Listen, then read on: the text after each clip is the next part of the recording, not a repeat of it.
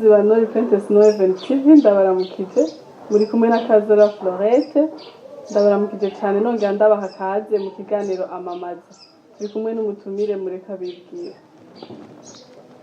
Nitwa Prophet Lionel kwizera Imana umugisha. Murakoze cyane Prophet Lionel mwoba mwatugendeye nk'abandi muhagaze gute muwe murimo w'Imana?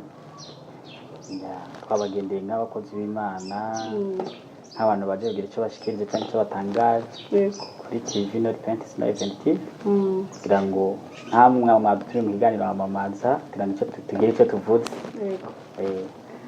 Murabizi cyane mu kiganiro amamaza dusanzwe dukora mu bijyanye no kumenyekanisha abaririmbyi cyangwa abakozi b'Imana cyangwa ikindi gikorwa cy'Imana kizoba nko mu minsi iri imbere. Aho hari ibintu muri kumara dutegurira muri iyi minsi.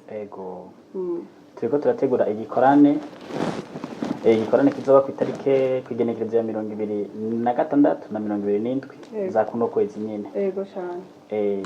Kizobera hehe? Kizobera mu nyubako y'ishengero ryacu aho bisanzwe rikorera ishengero gitwa Église de la Gloire pour Jésus-Christ rikorera kuri Avenue de la RDC hagati ya ambassade ya Congo n'u Rwanda. Yego cyane. Hejuru ya Zebra Electronique. Yego murakoze cyane.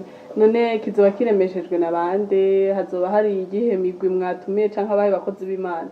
Nibaza ko hazoba hari iyo tuvuze igikorane icyambere nuko kizoba kiremeshejwe n'umwungere w'iryo shengero. Yego.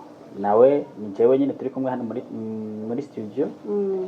Nibaza ko hazoba hariho n'imigwi y'abaririmbyi nk'abaririmbyi bo muri iyo eglise nyene n'abandi n'indi migwi. Yego cyane. Ishobora kuhagera bitewe nuko bahamagawe cyane bagomba guca bakoze mu gikorane. Murakoze. Intumbero y'ico gikorane yo bari yihe? Ni igikorane cyo gukira no kubohoka.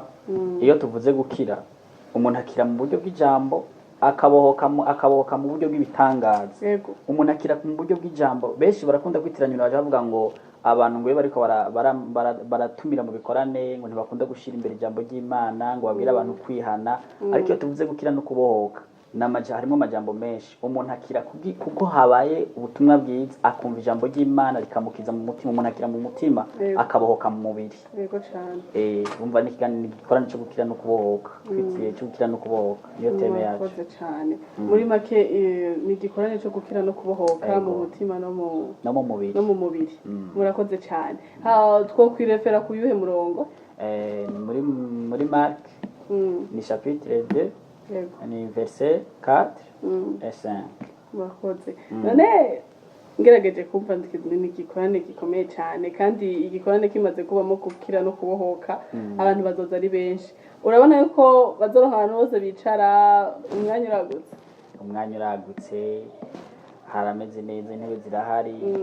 Ego nibaza ko atawuzobora kwicara. Nibaza ko atawimiriwe umukizwa n'utari umukizwa wari we wese yaba ari umuzirima mu katolike mu ishema shengero atandukanye. Iyo twivuze igikorane cyo gukira no kubohoka nuko tuzi ko ababoshwe sabakizwa gusa cyangwa abakatolika gusa ntawimiriwe. Twese turatumiwe mu kumva ijambo ry'Imana kugira ngo ijambo ry'Imana dukirize imitima hanyuma ingabire n'Imana yatanze zibohora imibiri yacu. Yego cyane. Murakoze. Ega Prophet kizotangura sangapi? Kizora gitangura iminsi yose isaha 9. 15. Yego nukuvuga iminsi yose ni 15. Ni 15 turangize 18. Okay. Prophet Lionel turabashimiye cyane kandi tubashimiye no kubona mwitabiriye ubutumire bwacu. Muhezagirwe cyane. Murakoze cyane. Imana bahizagire. Abakunzi mwariko muradukurikira mwavyumvise hari igikorane muri Église Gloire de Dieu pour Jésus-Christ. Murahawe kaze cyane hazoba igikorane cyo gukira no kubohoka. Kaze mwese mukire kandi mubohoke mu izina ry'Umwami wacu Yesu Kristo. Murakoze kubana natwe mwari kumwe na KWIZERA Florette. Ikiganiro ni amamaza naho butaha.